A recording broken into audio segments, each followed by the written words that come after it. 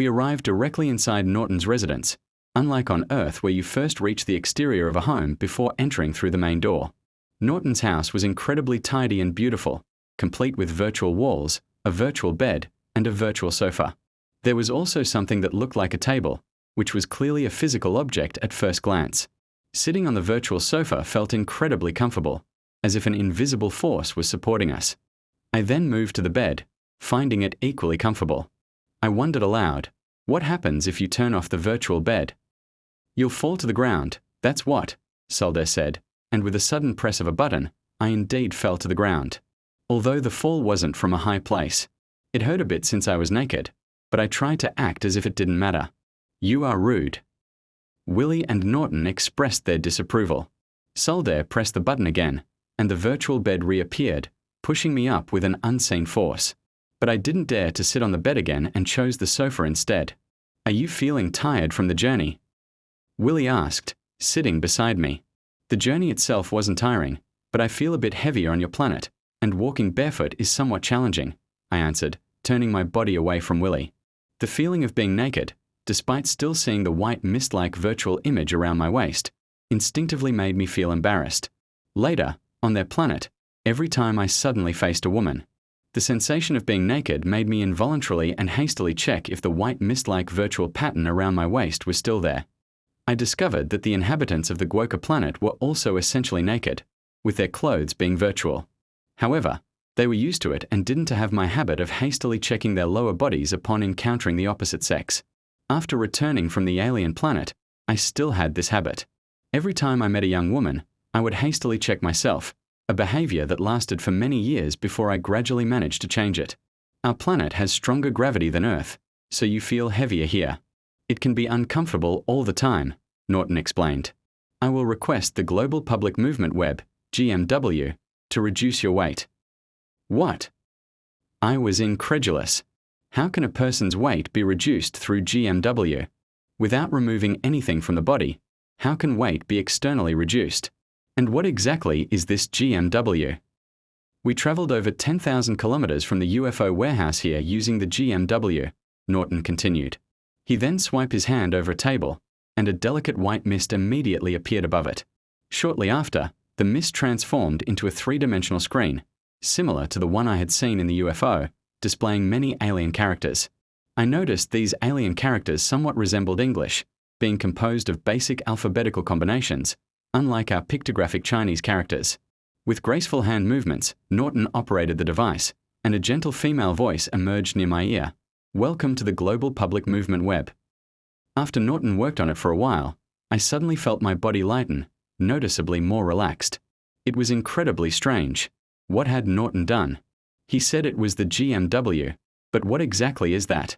Norton explained, the primary equipment of the GMW is an artificial field generator orbiting our planet, similar to your Earth's geostationary satellites. It rotates in sync with our planet, which also rotates on its axis. However, these artificial field generators are much larger than your Earth satellites. Our planet has 9 of these generators covering the entire globe. These devices can project a special, artificially created field, an artificial field, essentially affecting space and, consequently, any object within that space.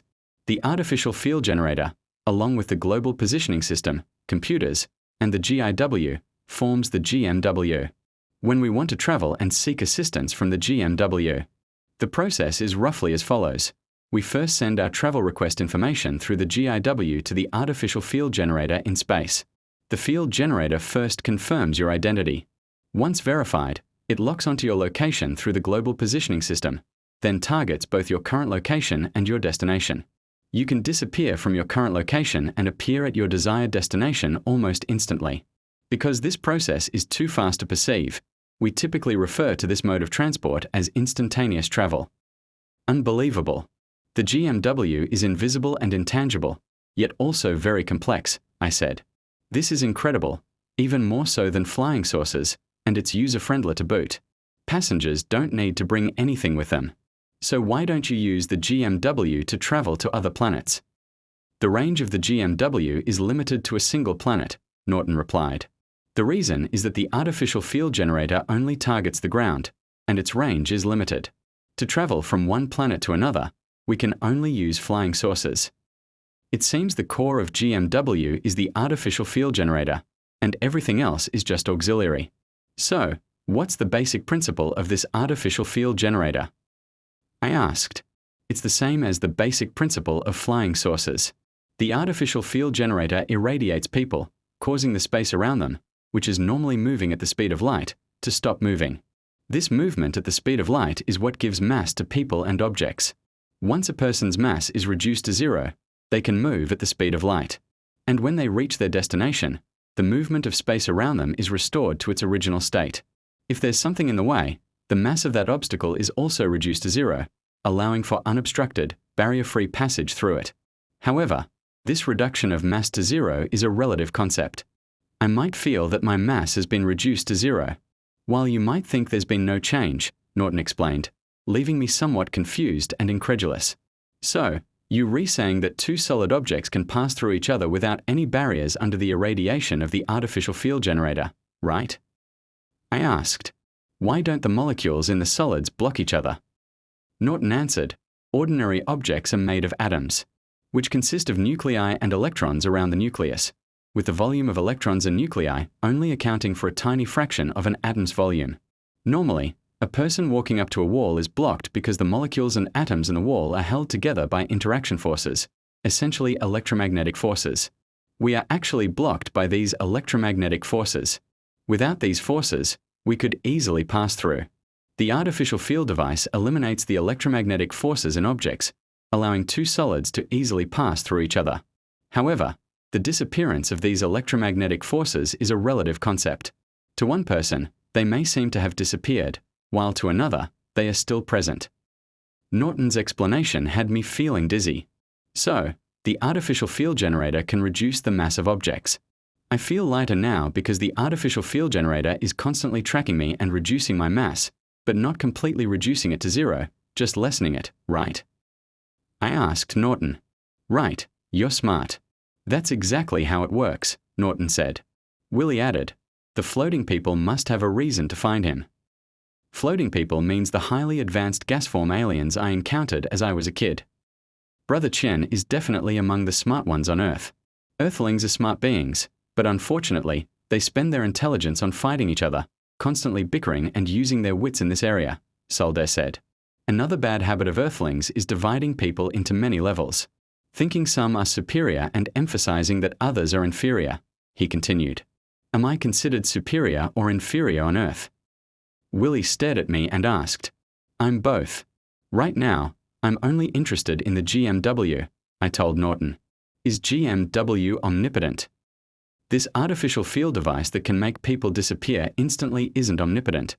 It has many limitations.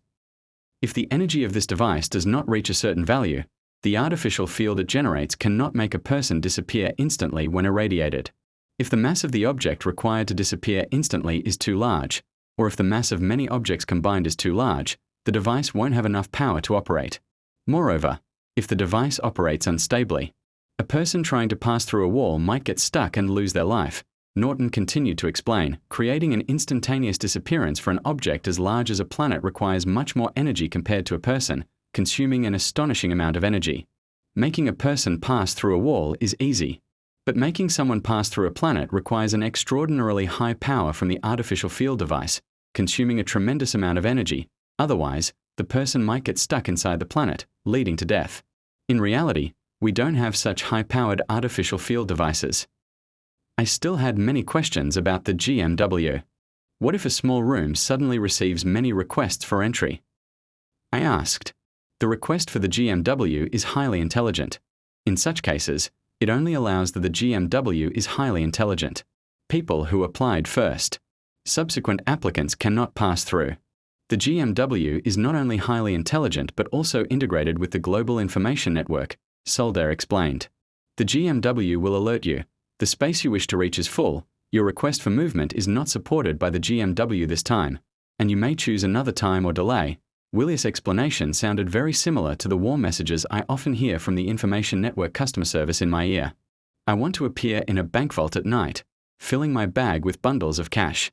Appearing in a beautiful girl's room at night. To make her and myself.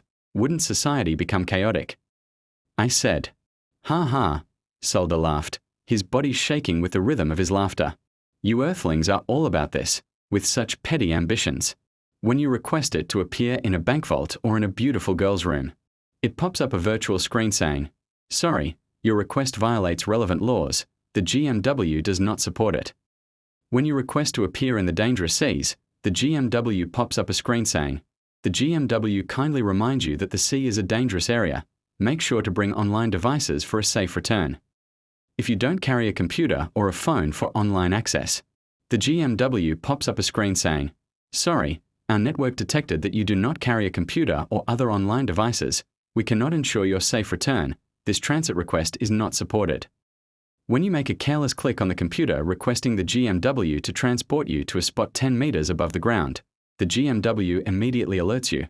The network will comply with your instruction, fulfilling your movement request for your safety, by default, transporting you to the ground, 10 meters directly below your chosen location. When you request the GMW to transport you to another planet, the screen pops up saying, "Sorry, the GMW can only transport people and objects within a global range. Your request exceeds our capabilities."